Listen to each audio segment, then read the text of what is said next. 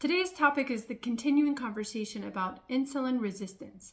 So if you missed last week's video, go back and check out the ways and the mechanisms I talked about of how insulin resistance occurs. And today we're going to talk about tips to improve insulin sensitivity. So that's what we want. We want to be more insulin sensitive versus resistant of it. So the first tip I talked about last week was intermittent fasting. I talked about how you can stretch out that overnight fast. Say you stop eating at 7 p.m., at least 3 hours before your bedtime, and then don't break your fast until at least 9 or 10 a.m. the next day. That can help create what's called autophagy, that cellular housekeeping that can clean up the cells and bring your insulin down. So intermittent fasting can really help.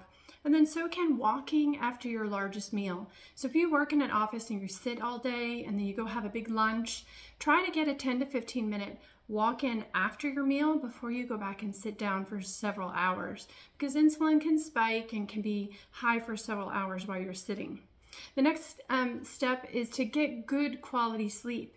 If we don't get really good sleep at night, then the next day we could be hungrier, ghrelin, your hunger hormone rises, and we can be less insulin sensitive.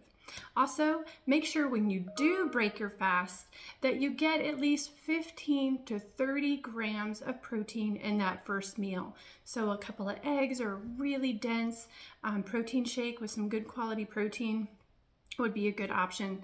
And then building muscle, lifting weights, doing some bicep curls, overhead press, whatever you can lift, and lift heavy, because you can lift heavier than you think you can, but also within your limits. So don't overdo it and hurt yourself.